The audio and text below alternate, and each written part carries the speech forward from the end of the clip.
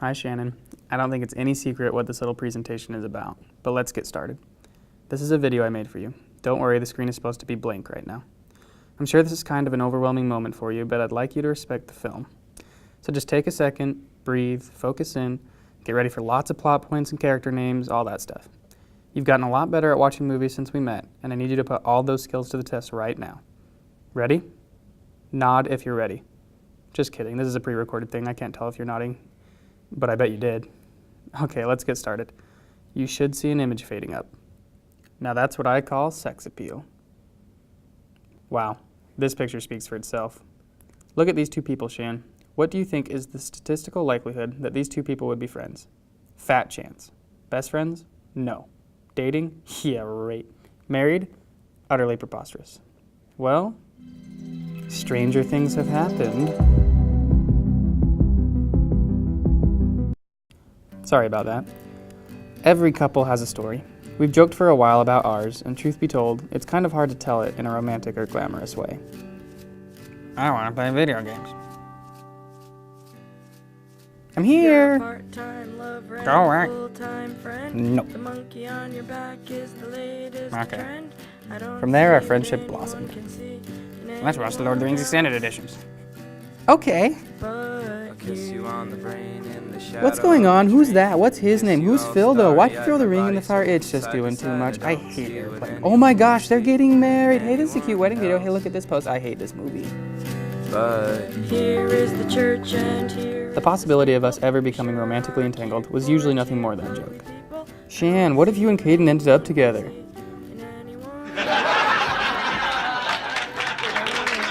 It's so funny. I dreamt that we made out.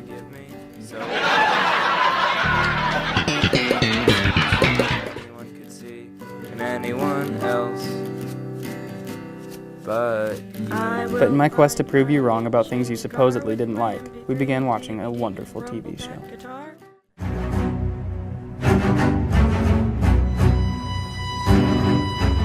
Let's be honest, our relationship is practically based on staying up late after everyone else went to bed just to watch this show. I'm not even embarrassed, it's awesome. We started the show as friends and ended it planning to get married. And that's the story. Pretty great, huh? No, that's not the story. There's more to every story, especially this one. So let's come back to this. Seriously, how would these two people eventually come to the point where they want to get married? Despite what our friend said, I don't think that after a certain number of hours spent on a couch together, two people will inevitably end up romantically entangled. So what exactly happened? Well, the odds were stacked against us. We were very different. I still recall the awful clanging of those wedding bells. Radio Billy would go straight to hell. That song. For a while, it even seemed like we had fundamentally different beliefs. Yes, I did compete. This is actually an incredibly complex and well-thought-out document that I'll let you read later. And I know for a fact that I didn't fit the mold for what your ideal guy looked like. You're more into this kind of look. And that brings us to the point where you kept coming over to our apartment and never went away. I didn't like it at first, then pretended not to like it. But honestly, hanging out with you every day came to be something I not only expected, but looked forward to.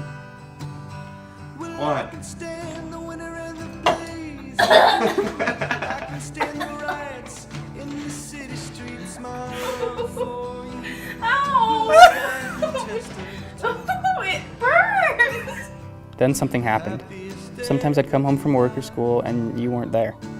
The room felt too quiet without your voice bouncing off the walls asking how my day went. It felt too empty without you laughing so hard that you had to lean against the wall for support. It felt darker when your absence left nothing but the dull glow of soccer on the TV. I realized that I missed you. I'd never admitted at the time, though. One thing led to another. You know what happened. One morning I woke up and couldn't stop grinning in disbelief that I'd kissed Shannon Sweeney, who I only ever thought would be a friend. There was also a little fear, though. What happens now? Did we just destroy a friendship or start something better? In the months before that, I'd grown a deep respect for you as I realized who you really were. It didn't take long to realize that even though we seemed different, in reality, you were pretty much everything I was looking for. I can stand